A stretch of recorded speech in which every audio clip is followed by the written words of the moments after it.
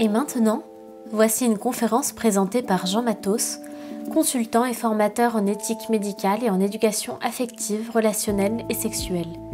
Il travaille à l'archevêché de Rennes auprès de Monseigneur Pierre d'Ornelas. Sa conférence a pour titre « Transition de genre, quel discernement, quel accompagnement ?» Monseigneur, chers amis, c'est un plaisir pour moi donc de venir pour la première fois de ma vie à Angoulême. Je ne sais pas s'il faut m'en confesser, mais c'est une réalité. Je remercie donc le service formation d'avoir organisé cette soirée, voilà, sur un thème qui effectivement est important. Et j'espère, voilà, vous aider à réfléchir sur ce sujet. Cela vient d'être dit, vous serez fort déçus, vous repartirez sans solution toute faite. Pourquoi? Parce qu'elles n'existent pas. Pourquoi? Parce que le phénomène est trop récent pour qu'il y ait déjà des solutions clés en main.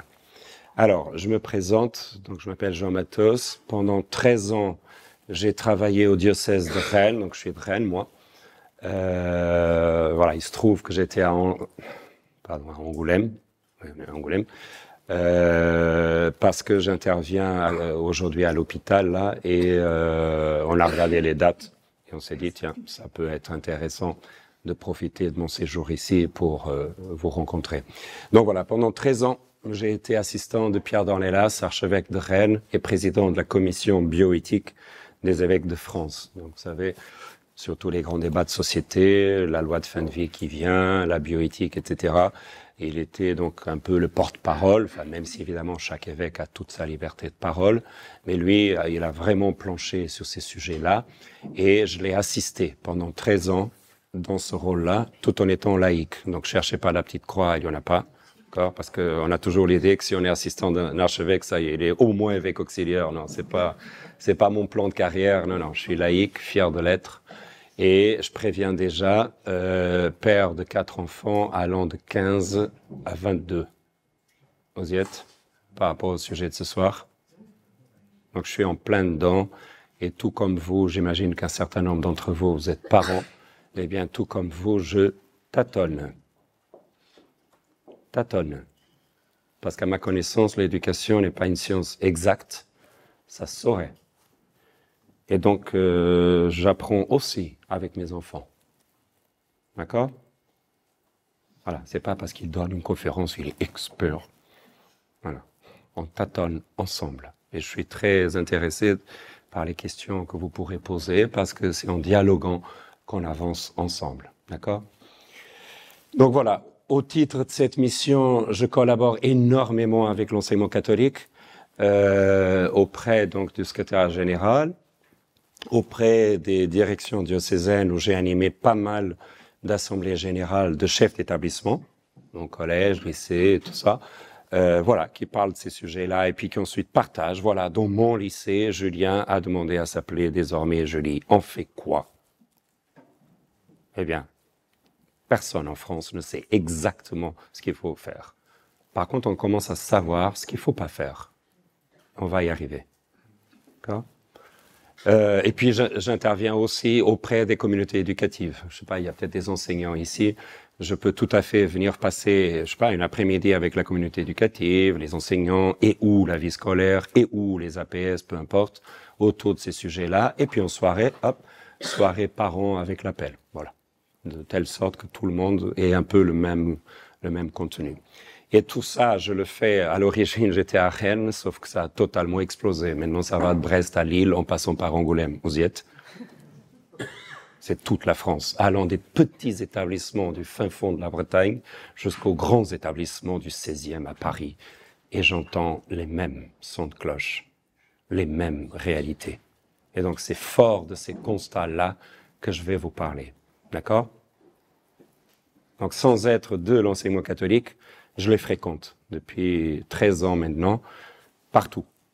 Et j'entends les mêmes voilà, questionnements. Puis sinon, je donne des cours aussi au séminaire de Rennes.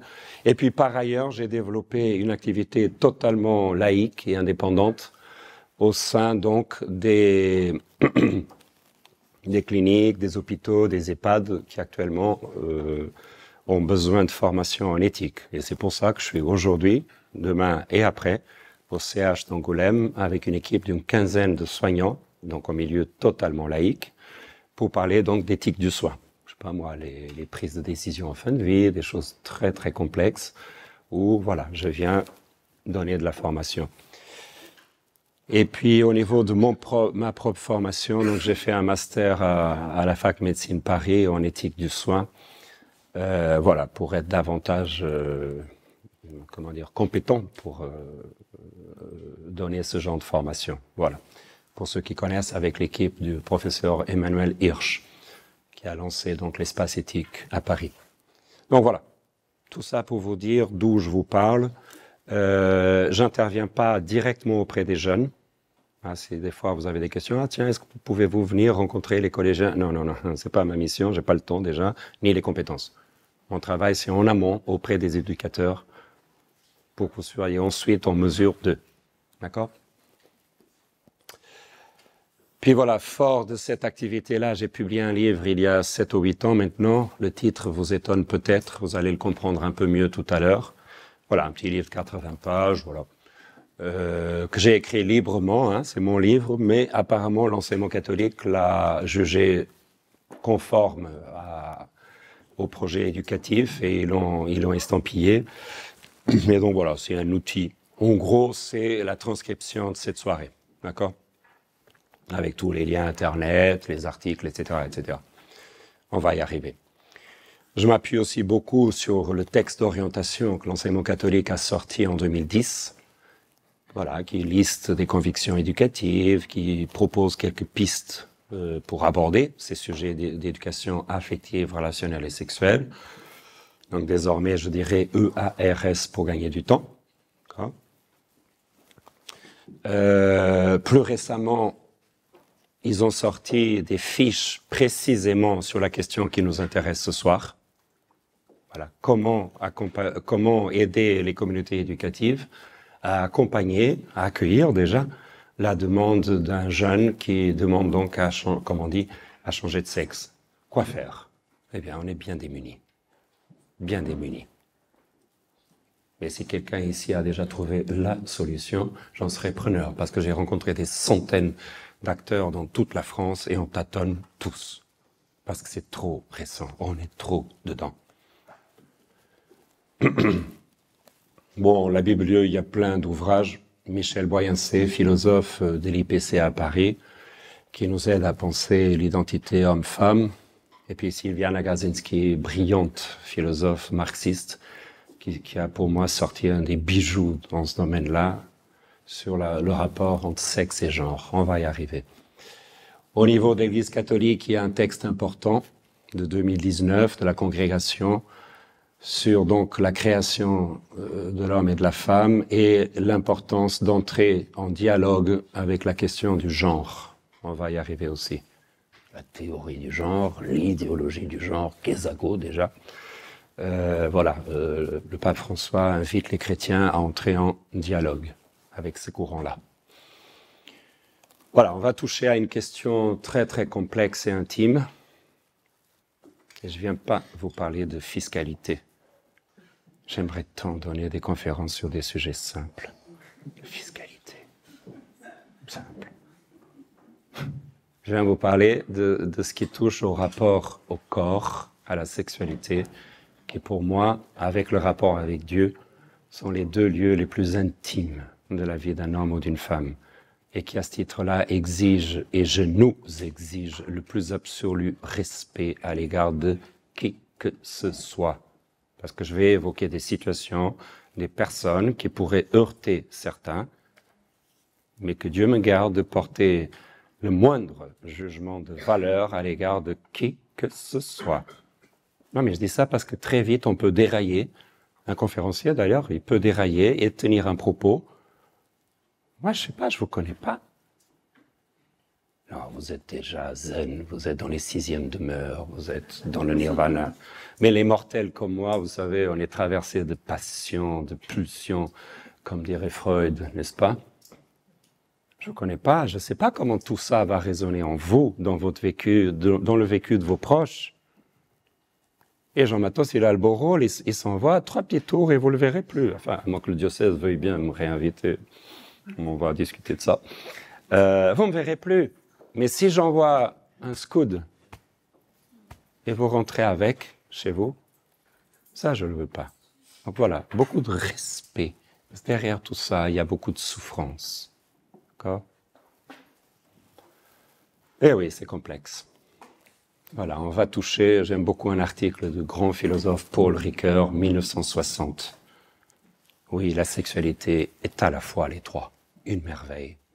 Ah, vous connaissez le plan de Dieu dans la création, c'est la merveille absolue, absolue, mais attention à ne pas spiritualiser quand on parle de sexualité d'un point de vue chrétien. Parce que la sexualité, comme toute réalité humaine, je parle sous contrôle, a été marquée par ce que les chrétiens appellent le péché.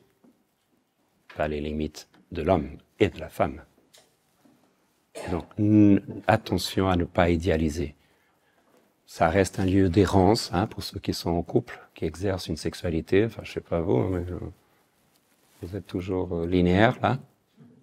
Non, vous, bien sûr, vous, c'est des gens, Angoulême, c'est des gens top. Nous, à Rennes, on est un peu... Voilà, il y a des hauts et des bas. N'est-ce pas?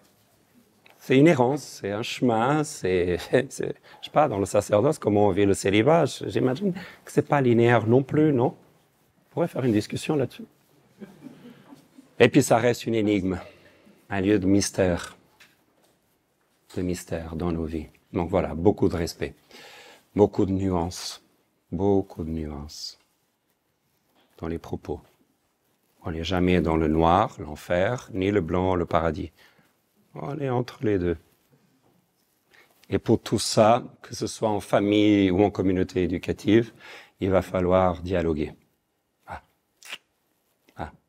Dialoguer de ça, en famille, en communauté, en paroisse. Et pour cela, il faut éviter... Je ne sais pas si vous avez de ça à Angoulême, Nous, à Rennes, on est assez forts là-dessus. Qu'est-ce qui leur manque à chacun de ces personnages? Les oreilles pour écouter. Comme ils n'écoutent pas, est-ce qu'ils sont en posture dialogue? Non, ils vont au conflit, au clash, comme on dit à la télé. C'est ce qui va se passer, c'est pas un scoop, dans le débat sur la fin de vie qui approche. Donc vous savez qu'une nouvelle loi se prépare pour l'aide active à mourir. Et on va vous faire, excusez-moi, des sondages à la nouille sur les trottoirs d'Angoulême. Alors, madame, êtes-vous pour ou contre l'euthanasie? On peut être pour ou contre l'euthanasie, mais de grâce, allez d'abord passer une journée en soins palliatifs ou en oncologie, et vous allez piger, je vais lâcher un très gros mot, que c'est un peu plus complexe que ça. Donc, évitons le rapport binaire 0-1, 0-1, pour, contre. Voilà, entrons dans la nuance. Essayons de faire le pas de côté. Oui, j'ai mes positions. Parce que eux, ils campent, j'aime bien ce mot en français, ils campent sur leur position. J'ai rien contre les militaires, mais c'est du langage militaire, n'est-ce pas? Un militaire est censé conquérir une position et là, tenir. Sans faire de pub, le 22 novembre sort un chef-d'œuvre d'un certain Ridley Scott sur un grand personnage de l'histoire de France. Vous l'aimez pas, il nous a laissé le Code civil, l'Académie française, juste ça, parmi d'autres choses, Napoléon, incarné par celui que je considère le meilleur acteur vivant de notre temps, Joaquin Phoenix. Juste pour aller le voir, allez le voir. Okay. Et notre cher Napoléon, désolé pour la France, est tombé à Waterloo. Allez à Waterloo, il n'y a rien à voir, c'est une morne plaine. Mais il y a de temps en temps une pierre où il est dit 3000 Français ont été massacrés ici par les Prussiens. Parce que Napoléon a demandé au général Untel de tenir la position. Ils sont tombés pour la gloire de l'Empire et l'honneur de la France. Et je m'incline devant vous. Sauf qu'en éthique et dans ce genre de discussion, il va falloir, oui, avoir des convictions, et vous les avez. Mais il va falloir faire le pas de côté. C'est-à-dire d'aller voir comment l'autre, le jeune par exemple, perçoit les choses. Donc c'est pas du relativisme, c'est pas abandonner mes valeurs, c'est accepter que l'autre a un point de vue différent du mien. Allez, on fait un petit exercice géométrie. On m'a demandé de faire simple, donc je fais très simple. Je taquine. Voilà, Julien qui veut s'appeler Julie est représenté sous la forme d'un cylindre en 3 dimensions. Vous y êtes? Donc admettons que vous êtes enseignant, eh bien votre regard va se projeter de la gauche vers la droite, et quelle sera votre perception de la question? J'ai dit que c'était simple. Il est 21h, les gens sont... En revanche, si vous êtes... Pardon? Est-ce qu'on peut remonter un peu le son? Vous voulez que... c'est que j'ai peur de vous casser les oreilles. Hein. D'accord, merci monsieur de l'avoir dit. Et n'hésitez pas, vous me faites un signe parce que j'ai tendance des fois à... Ça va comme ça, c'est pas trop fort? D'accord.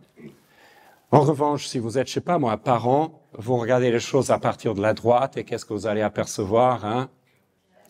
Vous y êtes? C'est de la géométrie de base. C'est normal. Mais en éthique, c'est très troublant. Parce que qui a la vérité? Nous avons des perceptions vraies de la question, mais toujours limitées. C'est-à-dire, j'ai beau avoir bac plus 25, mon point de vue sera toujours limité. D'où le besoin, et c'est ce que j'encourage les équipes dans l'enseignement catholique à faire, première chose à faire, ne pas rester seul devant la demande. D'accord? Engager le dialogue, et puis essayer d'aborder la question le plus largement possible. Exemple, est-ce que le jeune a des antécédents médicaux ou psychiatriques? Est-ce que les parents sont d'accord avec la demande ou pas du tout? Quelle est son histoire? Voilà, essayez de rassembler les éléments pour croiser les regards, parce que les choses ne sont pas simples. Donc vous n'avez pas de ça à Angoulême non plus, mais nous, à la Reine, on est vraiment très fort. Il y a des gens qui ont la vérité. Méfiez-vous fortement des gens qui ont la vérité. Je parle sous contrôle, l'Église catholique elle-même n'est pas propriétaire de la vérité et elle est juste dépositaire. C'est tout. Et elle n'a pas fini de dévoiler le trésor. Nul d'entre nous ne la possède. Non, parce que j'ai vu des gamins de 20 ans sur des sujets hyper complexes, genre fin de vie. Moi, j'ai la vérité. Je dis, je te félicite à l'âge que j'ai, je la cherche encore, parce qu'elle existe. Et nous aurons toute notre vie pour la chercher.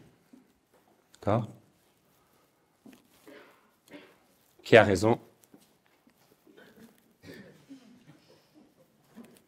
Vous riez, mais la plupart de nos débats à l'Assemblée nationale, dans les comités d'éthique, dans un conseil épiscopal, par exemple, non, pas ici, pourraient ressembler à ça. C'est qu'ils ont tous les deux raison. Donc, est-ce que j'autorise l'autre à penser autrement que moi, sans l'insulter tout de suite? Parce que t'es un progressiste, ou t'es un intégriste, ou t'es ceci, ou t'es cela. On est très fort à s'étiqueter quand on parle de ces choses-là. Allez, je fais encore plus simple. Vous y êtes? Je vous demande même pas de faire le pas de côté. Tiens, voilà, une petite distension de cou, là.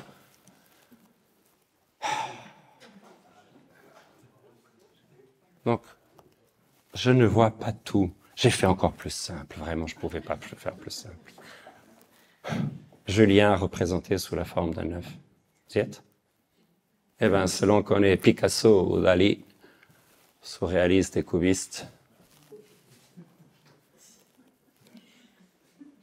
Mais vous riez, mais les débats pataugent, pour pas dire autre chose, à l'Assemblée nationale, à cause de ça. Parce que je refuse à l'autre le droit de penser autrement que moi. Voilà, ça c'était juste une petite intro. Après, je vous donnerai, si vous voulez, je pourrais vous passer le PowerPoint là. Mais maintenant, je veux aller donc au cœur du sujet. On va donc commencer par définir quelques mots. Sexe, genre, identité de genre, Kesako. Ensuite, rapidement, donner quelques éléments de contexte. Où en est-on aujourd'hui en France? Ensuite, essayer d'analyser ce qui se passe. Si ma chère mamie me voyait traverser la France pour aller parler aux gens de différents hommes-femmes, elle m'aurait dit « Mais qu'est-ce que tu racontes à ces gens ?» Il y a des hommes et des femmes. Et j'aurais dit, elle est au ciel maintenant, « Mamie, tu sais, le monde a changé. C'est plus si simple. Le monde change. » Et puis enfin, rappelez, mais vous la connaissez, la vision anthropologique qui est celle de l'Église catholique et qui fournit non pas des solutions, mais des pistes. Pistes pour accompagner nos jeunes, dans le respect de leur liberté, bien sûr. Voilà, nommons les choses. Parce que déjà que le débat est complexe, mais si on ne sait pas de quoi on parle, ça va être compliqué. Alors, les mots qui viennent, c'est sexe et genre. Qu'est-ce que le sexe? C'est une réalité corporelle et biologique qui se décline sur 3 plans. Bon, jusqu'ici, c'est simple. De ce point de vue-là, nous avons quoi dans cette salle? Vous êtes quoi, du point de vue biologique? Des et des? Vous êtes quoi, biologiquement? D'hommes et des femmes, non. Des mâles et des femelles. On n'est pas habitué à parler comme ça, mais nous sommes d'abord des mâles et des femelles. D'accord? D'un point de vue strictement biologique. Okay? Et après, il y a un autre mot, gender. Alors, je dis en anglais, pourquoi? Parce que c'est aux États-Unis que le concept a été développé. Alors, on a beaucoup jasé sur le genre dans les années 2013, vous vous souvenez, sur le débat sur le mariage pour tous, et j'ai entendu, excusez-moi, des âneries monumentales à gauche et à droite, chez les partisans et les opposants, qui visiblement ne connaissaient pas ce que c'est que le genre. Oh oui, parce que c'est une idéologie. Non, attendez. On va reprendre les choses à la base. C'est d'abord un concept forgé par des psychologues cliniciens. J'insiste sur le mot clinicien, c'est-à-dire des hommes et des femmes, pas des militants, des hommes et des femmes professionnels qui accueillent dans leur cabinet depuis les années 50 des personnes qui se présentaient à eux en disant, par exemple, tiens, moi, Jean Matos, qu'est-ce que vous voulez? J'ai un corps de mâle, mais je me sens femme. Je me sens femme. Ce qu'on appelle la dysphorie de genre. Et à partir de cette réalité clinique, j'ai bien dit clinique, réelle et pas idéologique, le concept a été forgé de la façon suivante. Donc le genre est un fait, un ressenti psychologique par lequel je me sens femme ou homme et je me comporte comme tel. Et je ne vous demande pas si vous êtes d'accord avec ce concept. Il est réel. Point. Ces personnes sont rares, mais elles existent. C'est comme si je vous demandais si vous êtes d'accord avec la pluie. Elle est là, point. Point. Point. Donc c'est un concept d'abord, et on va le voir dans quelques slides, et il va être détourné par certains à des fins militantes. D'accord? Mais soyons très rigoureux avec les mots. Ça, j'ai pas le temps. Donc si on fait un exercice CM1, vous me faites une correspondance. Dans l'immensissime majorité des cas, les mâles sont masculins, les femelles féminines. Vous suivez? Oui, mais c'est quoi l'intérêt puisque je touche une minorité de gens? Eh bien, c'est un outil clinique très important dans l'accompagnement des personnes pour qui ça ne matche pas. D'accord? Elles existent. OK? Alors donc, on récapitule. Le sexe, c'est une réalité physique observable que l'on va assigner, pas concrètement à l'état civil. Ah, ça c'est un moment, les papas, vous vous souvenez, quand on va à la mairie déclarer notre enfant M ou F. Ça, c'était au XXe siècle. Parce qu'on va le voir, un monde nouveau arrive où les 2 cases vont être élargies de plus en plus. Ensuite, le genre, un vécu, une expérience profonde et intime. Voilà, je me sens femme. Qu'est-ce que vous voulez que je vous dise? Je me sens femme, point. Et certains le disent depuis que j'ai conscience d'exister. D'accord? Puis bon, la psychologie moderne nous a montré qu'on a tous en nous 2 pôles, masculin et féminin. C'est pas une nouvelle pour vous.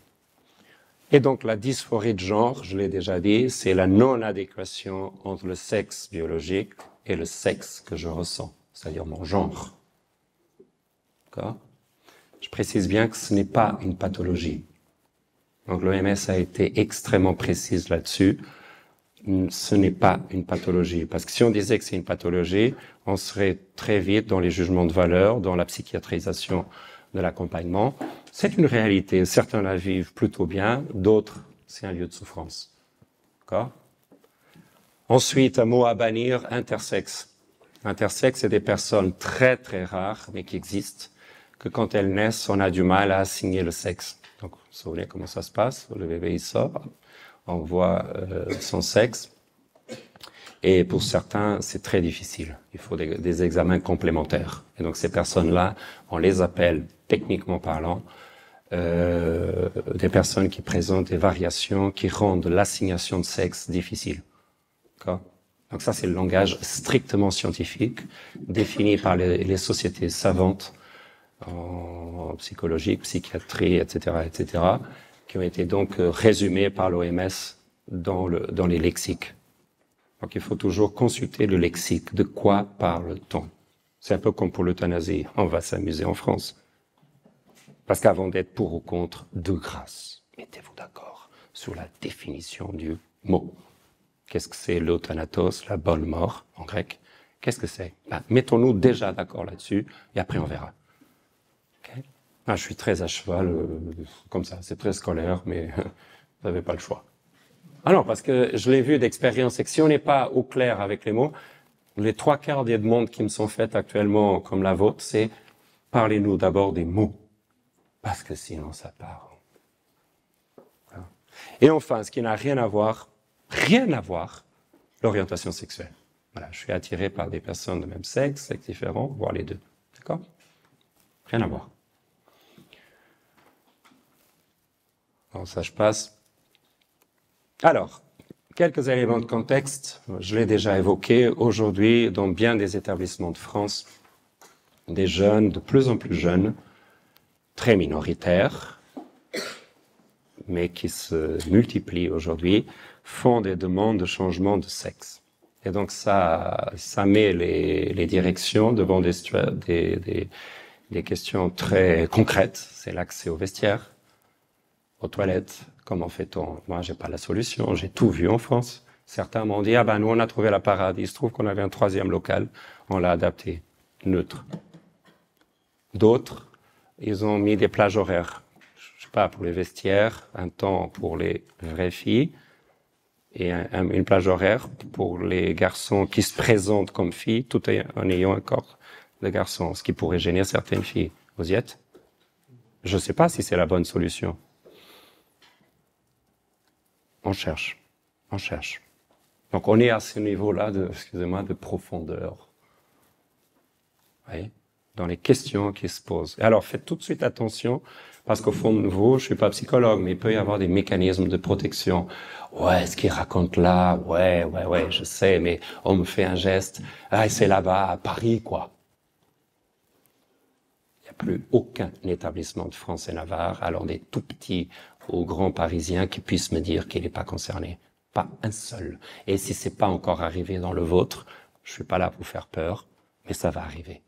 Et donc, autant en parler avant, et même en famille. Donc, le but ce soir, c'est pas vous faire peur. Hein? Moi, je suis pas du tout dans les délires, tout fout le camp, l'antichrist arrive. Je suis pas dans ce trip-là. Mais je vais pas non plus édulcorer la réalité. Aujourd'hui, même au fin fond de la campagne, à cause d'Internet, ils me disent, on est confronté aux mêmes questions. Il n'y a plus de différence rurale-urbain. Il n'y a plus sur ces questions-là. D'accord? Donc voilà. De jeunes garçons, de jeunes filles de plus en plus jeunes qui expriment une demande. Alors déjà, il y a 4 niveaux qu'il faut bien discerner. Changement de prénom, c'est une chose. Voilà, Julien veut s'appeler Julie. Souvent, ça va de pair avec un changement de tenue, ce qui est logique. 3e étape, j'engage des traitements hormonaux et chirurgicaux pour adopter les attributs de l'autre sexe. 4e niveau, changement à l'état civil. Donc je réponds s'il y a des gens de l'enseignement catholique parmi vous. La circulaire Blanquer, septembre 2021, précise bien que tant qu'il n'y a pas de changement à l'état civil, vous pouvez faire ce que vous voulez en interne, c'est-à-dire accepter la demande ou pas du jeune. Mais pour tout ce qui est les documents extérieurs vers l'académie, vous devez respecter le prénom qui est sur l'état civil. D'accord? Voilà. Après, si certains veulent des précisions là-dessus, on y revient. Mais je ne vais pas vous saouler avec des choses juridiques. Et en même temps, c'est important. Ça, je l'ai dit. Alors, le phénomène se répand aujourd'hui à tel point que l'Express a sorti une tribune signée par une cinquantaine de personnes qualifiées, psychologues, médecins, etc., pour dénoncer, je cite, une dérive. À savoir que il y a, oui, des jeunes qui présentent une dysphorie réelle de genre qu'il faut absolument accompagner au niveau éducatif, clinique, etc. Mais il y a aussi ce que j'appelle, moi, la banalisation. Je m'explique et je raccourcis. Alors, on est une classe, tiens, la copine là-bas, elle l'a fait, donc elle a changé de sexe. Ça a l'air plutôt cool. Et pourquoi je le ferais pas moi aussi? Je raccourcis un peu. Why not me? Vous voyez, c'est des jeunes qui se sont jamais posé de questions, que par effet de mimétisme se disent, tiens, mais après tout, ça a l'air pas mal ce qu'elle a fait là. Et le phénomène aujourd'hui est tellement répandu que on tire la sonnette d'alarme par rapport à la dérive. Et je précise bien l'Express, parce que qui prend position d'habitude sur ces choses-là? C'est l'Église catholique. Or, l'Église catholique, c'est pas drôle, elle est toujours contre tout. Pas très drôle. Là, c'est quand même un média qui est pas violemment catho, l'Express, qui donne la parole à des personnalités comme Badinter, Emmanueli, etc., qui, au nom de leurs compétences, disent « Attention, respecter les jeunes qui ont une vraie dysphorie de genre, c'est une chose. Banaliser une mode, c'est une autre. » Vous voyez le glissement? Attention, quand je dis une vraie dysphorie, je suis pas en train de dire que les autres, c'est des menteurs. Voilà, dans l'enseignement catholique et en famille, première chose à faire quand le jeune exprime ce besoin-là, enfin, ce souhait-là, une des premières choses, enfin, il y a 3 choses à faire. Écouter. Voilà, déjà, avant de porter des jugements. Parce qu'en France, on est très action-réaction. J'accueille. Et puis, je discerne en équipe quelle est la vraie demande du jeune. Et on a vu dans certains cas que c'était l'expression, par exemple, d'un mal-être personnel ou familial, qui s'est répercuté sur ce plan-là, mais qui en fait n'avait pas du tout de vraie dysphorie. Donc ça exige beaucoup de temps, de finesse et de compétences. D'accord? Bon, l'Académie de médecine, pareil, s'est prononcée pour dire en gros, attention, faisons la part des choses.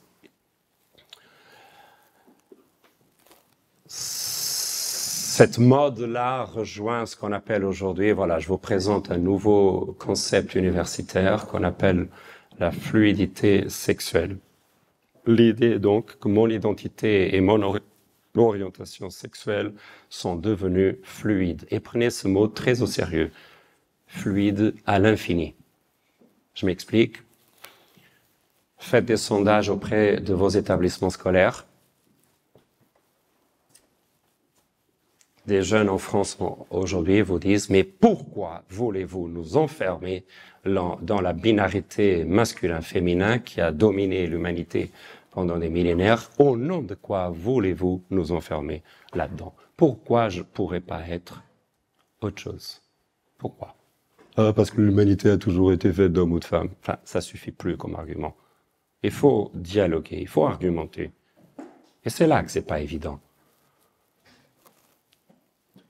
C'est que des sondages, mais qui sont très révélateurs. Regardez bien le chiffre. C'est pas 2, c'est 22%. 22% des jeunes Français ne veulent plus s'enfermer dans la binarité homme-femme. Mes amis, il faut comprendre qu'on vit, enfin, je pense qu'on est tous nés presque au XXe siècle. Un monde nouveau est en train d'émerger là. Les jeunes d'aujourd'hui ont un logiciel différent du nôtre. Et ça, c'est extrêmement déstabilisant, mais il faut l'accepter.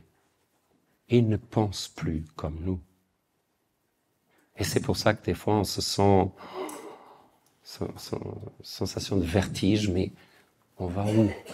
Voilà, on va vers un nouveau monde qui n'est plus figé dans le binaire homme-femme. Regardez encore un autre chiffre. La moitié des jeunes Français voudraient qu'à l'état civil, il n'y ait pas simplement MF, mais N aussi. La moitié. La moitié. Ce chiffre-là, il y a encore 10 ans, je ne sais pas comment les gens auraient réagi. Aujourd'hui, on y est. On y est. D'accord ?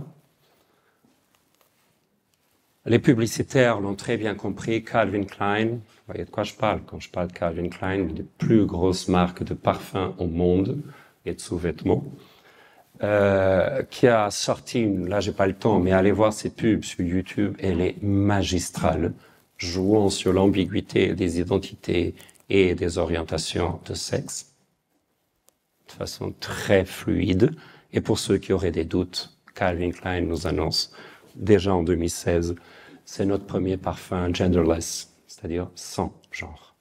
Et vous savez bien que les publicitaires étudient le marché avant de lancer un produit.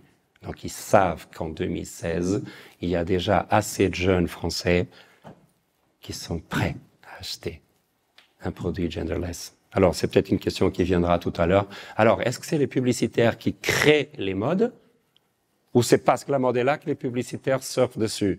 Je pense, je suis pas dans le marketing, mais je pense qu'il y a un peu des deux. Ils s'auto-alimentent. Je sais pas s'il y a des gens du marketing, ça serait intéressant d'en parler. La fluidité, prenez-la très au sérieux. Je suis passé tout à l'heure aux toilettes, diocèse d'Angoulême, et encore dans le XXe siècle, un pictogramme homme, un pictogramme femme, mais peut-être qu'un jour, il va falloir créer, mais je plaisante pas, d'autres pictogrammes. Je m'explique, à la Gay Pride de Paris, vous savez combien d'identités sexuelles défilent? Pardon. Donc, je déteste l'expression communauté. Ce sont des personnes d'abord. LGBTQIA, on est à 7 ou 8. Vous y êtes? Hein? Je traîne un truc là depuis samedi, excusez-moi. Vous savez combien défilent à New York? 31. Identités de sexe différentes. 31 configurations qui se revendiquent actuellement dans la défense de leurs droits. D'accord?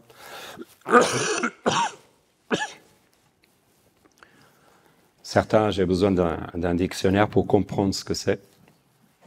C'est des configurations évidemment très minoritaires, on est d'accord, mais qui existent. Tiens, je vais peut-être vous apprendre quelque chose sur les sites rencontres. Dans le vieux monde, on avait quoi? Les homosexuels, les hétérosexuels. Vous y êtes? Aujourd'hui, on a des nouvelles catégories de gens qui se présentent, j'adore le mot, sapiosexuel. Savez-vous ce que c'est qu'un sapiosexuel? C'est quelqu'un qui dit, moi, je suis pas intéressé ni par des hommes ni par des femmes. Je suis intéressé par des gens qui me stimulent, son jeu de mots, intellectuellement. Vous avez tous assisté à des conférences, moi aussi, homme ou femme, je me suis dit, purée, je passerai ma nuit à l'écouter. Ah non, mais il y a des gens, à Paris, j'ai eu des profs, mais waouh, ça me branche. Et il y a des gens qui vont vous dire, c'est ça que je veux, qu'il soit homme ou femme, c'est un détail. Sapiosexuel. D'accord? Alors, la fluidité, c'est ça. C'est l'idée que je peux faire varier mes orientations selon mes désirs. Bon, évidemment, ça se passe pas comme ça, je vais schématiser. Alors, je récapitule. Je suis mâle. Vous y êtes? Je m'habille à peu près comme les mâles doivent s'habiller en France. Je suis masculin. Vous y êtes? Et il se trouve que je suis hétérosexuel. Bon. Rien ne m'empêche sur le chemin de ma vie d'aller faire un tour du côté de l'homosexualité. Rien. Puis, tout en restant homosexuel, bon, je m'y plais. Je change de sexe pour devenir une femme tout en restant homosexuel. Vous y êtes? Et puis, je reviens à l'hétérosexualité tout en restant femme. Vous y êtes? Et attention, je suis en configuration classique, à 2 partenaires. Parce qu'aujourd'hui, la mode qui se répand chez les adultes, mais les ados aussi, c'est celle du polyamour. Qu'est-ce que c'est que le polyamour? Ce sont donc des personnes normalement adultes et qui réfléchissent et de façon tout à fait consentante se mettent d'accord pour vivre une relation à 3, par exemple, pour un temps. Et puis on passera à autre chose. Et ainsi de suite. Donc, quand je dis fluide, c'est à l'infini. Puisque le désir prime sur tout, qu'est-ce qui m'empêche de vivre mes désirs? Quoi? Rien. Rien. Voilà le logiciel qui ont pas mal de jeunes aujourd'hui. Mais de quoi il cause, Jean Matos? Il a l'air inquiet. Cool, papa. Et puis ils vous disent, c'est le maître mot, ce n'est qu'une expérience. Expérience. Ponctuelle. Puis je passe à autre chose. Un peu, vous voyez, comme le colibri qui passe de fleur en fleur, qui picore. C'est juste une expérience, tranquille, tranquille. Sans faire de pub, l'autre jour, je téléchargeais innocemment mon appli Lidl, voilà, le truc basique, hein, et qu'est-ce que je tombe, qu'est-ce que je vois? Eh bien, il me demande, normal, mon nom, prénom, machin, ma date. Genre, bon, de plus en plus, vous voyez des documents où on ne demande pas le sexe, on vous demande le genre. Bon, masculin, féminin, ok. Autre. Et puis j'ai adoré, ne souhaite pas répondre. Il faut que j'aille interroger Lidl.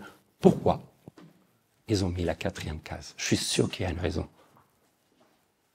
Mais vous verrez, de plus en plus de formulaires proposent plus de 2 cases. D'accord? Ça, je passe. Bon, c'est des choses d'avant. Alors, tout ça est arrivé dans la langue française il y a 2 ans avec le pronom yel, neutre. Je ne sais pas s'il y a des profs de français. Ça a fait pas mal jaser à l'Académie française. Je suis très curieux de voir les effets à long terme. Donc, l'idée d'avoir un pronom sexuellement neutre. Et la grammaire, elle en dit long. Pourquoi le masculin prime toujours sur le féminin? Ah, parce que ça a toujours été comme ça. C'est pas un argument. Il va falloir dialoguer ça. Tiens, un détail. Tout à l'heure, j'ai présenté Sylviana Gazinski. Souvent, on rajoute tout de suite épouse d'un certain Lionel Jospin. Vous vous souvenez? On n'a jamais présenté Lionel Jospin, virgule, époux, Sylviana Gazinski. Pourquoi? C'est comme Marie Curie. Vous connaissez l'anecdote? Marie Curie, on lui demande, alors ça fait quoi de vivre avec un génie? Allez demander à mon mari.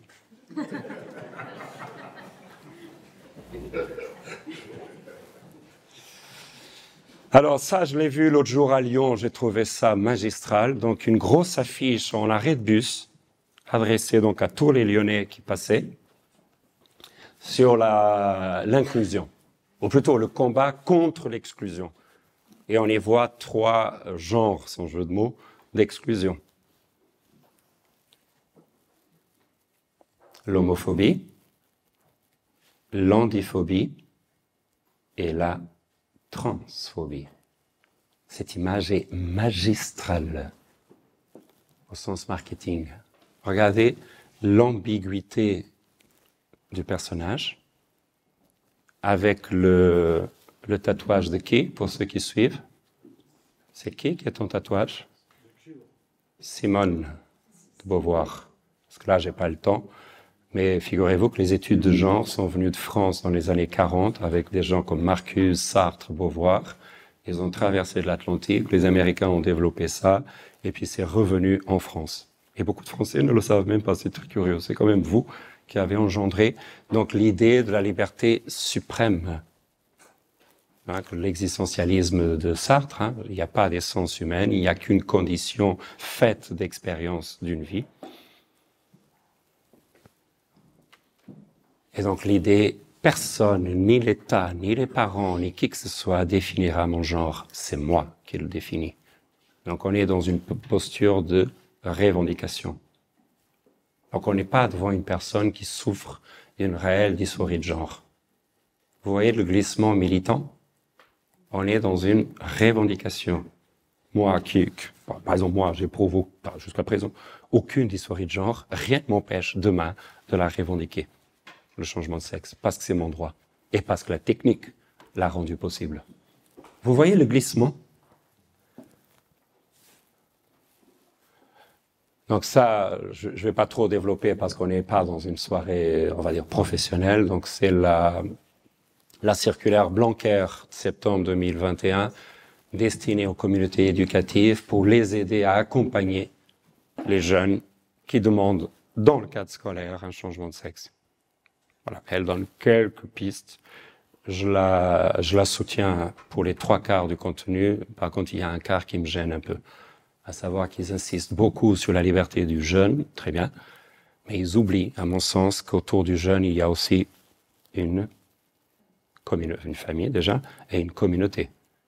Élèves. Et certains, on va dire les choses comme elles sont, s'en fichent complètement. D'autres appuient, d'autres sont gênés. Donc il y a de tout dans nos classes. D'accord ? Ça, je passe, c'est des choses plus... Voilà. Alors, essayons maintenant de comprendre. Évidemment, c'était un tableau très largement brossé. Hein. Essayons maintenant de comprendre qu'est-ce qui nous a conduit à cette situation. Là, je donne la parole à un sociologue, à Ehrenberg, qui dit ceci. Donc, le phénomène va bien au-delà de la sexualité. On est dans une mutation de société depuis les années 60, où on est passé, donc je cite, donc ceux qui sont jeunes depuis plus longtemps parmi vous, donc ça c'est pour voir ceux qui suivent. Et il y en a parmi vous qui sont jeunes depuis plus longtemps que d'autres. Vous y êtes ? Ah, ça y est, vous dormez pas, c'est bien. Donc ceux qui sont jeunes depuis plus longtemps parmi vous, vous avez peut-être au fond de vous une petite nostalgie de vous dire « avant, c'était mieux ».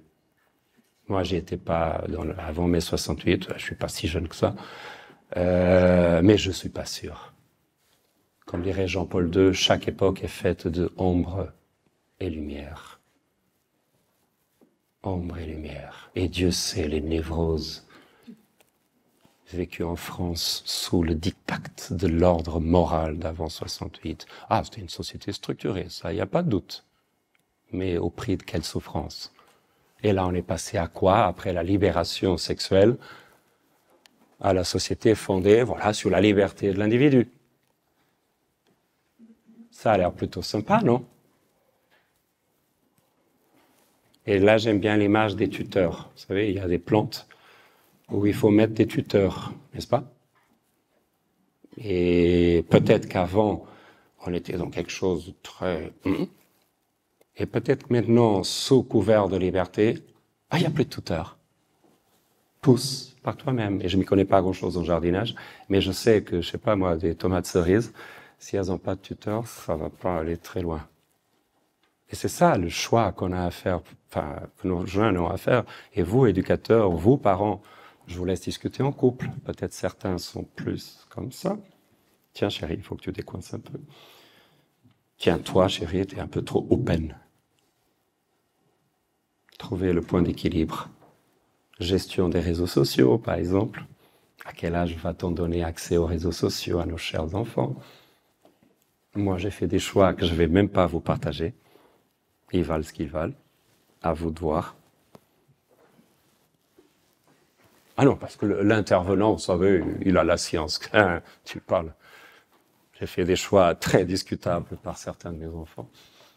Parce qu'après, il faut les tenir, hein, parce que vous savez bien, l'aîné, c'est là, s'il voit le petit, ouais, à ton âge, machin, là, c'est... Bref, passons. Donc, on est passé à quelque chose de très ouvert, mais le drame, c'est quoi? C'est que désormais, comme il n'y a plus de tuteur, on est soumis à cette injonction de devenir nous-mêmes, par nous-mêmes. C'est-à-dire, pousse-toi, pousse toute seule, t'as plus de tuteur, t'es libre. Je caricature, évidemment, c'est beaucoup plus fin que ça, mais là, j'ai pas le temps de tout. Vas-y, pousse-toi comme tu veux. Or, on sait bien que c'est pas possible. C'est comme le fleuve. Quelle est la chance du fleuve? Pour que le fleuve ne devienne pas un marécage, c'est quoi? Les berges. C'est les berges qui donnent au fleuve toute sa puissance. On voit le Nil, tant qu'il est canalisé, que c'est beau, et quand il... C'est la mort. La mort. Donc, où placer les berges, où placer les curseurs? Vous avez 4 heures pour plancher. Non, mais très sérieusement, en couple, discutez-en. Parce qu'il y a des gens qui viennent de familles plus... et puis d'autres plus...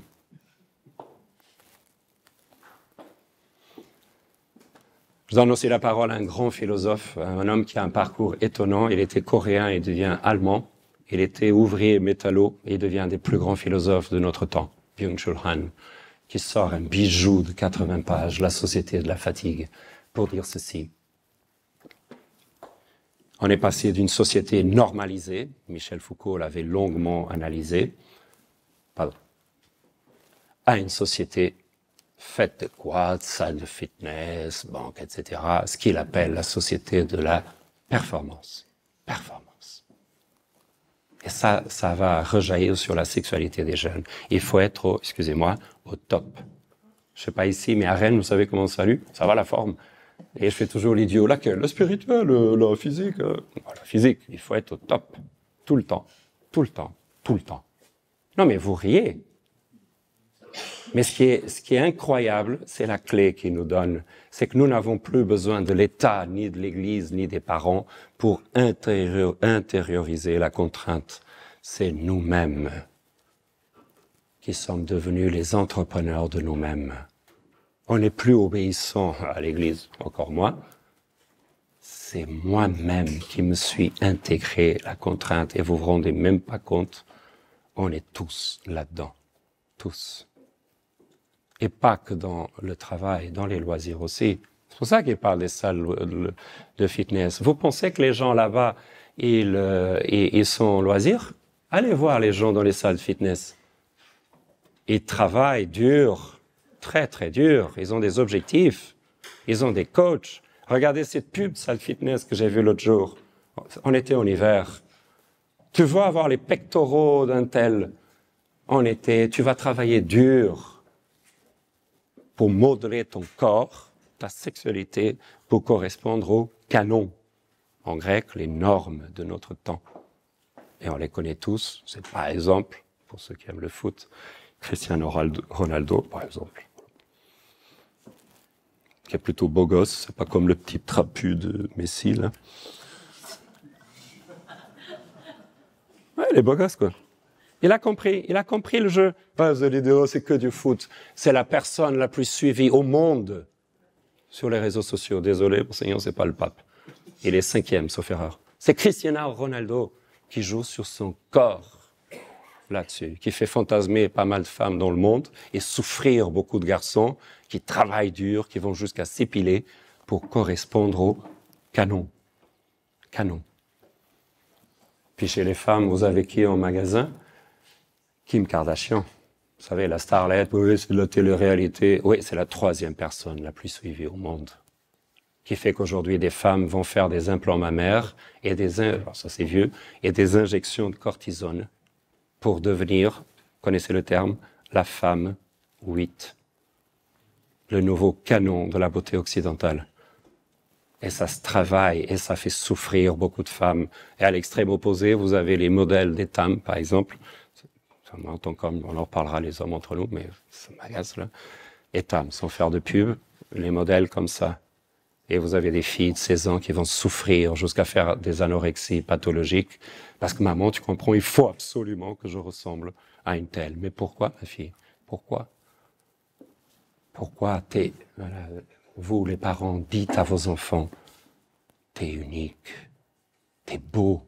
Oh, mais c'est évident, et c'est comme mon couple, je t'aime. Ça fait combien de temps que t'as pas dit? Mais c'est évident. Dis-le! Ma fille, pour ma fille, j'ai été le premier homme qui lui a dit qu'elle était belle. Bon, après, un autre est venu. Bon. Non, mais on a l'impression des fois qu'on peut rien faire, mais je suis sûr, parce que je l'ai vu de mes yeux, de la puissance de la parole des parents, d'une parole qui valorise, qui estime, qui bâtit l'auto-estime de soi. Vous, les femmes, dites à vos garçons, tu es beau, même si tu ne corresponds pas au canon de notre société, tu es unique, unique, unique. Cette conférence a été captée au diocèse d'Angoulême par Nathanaël Defeuillé et a été présentée par Jean Matos. Elle est disponible en réécoute sur le site internet RCF Charente ainsi qu'en visionnage sur Télé 16 et YouTube.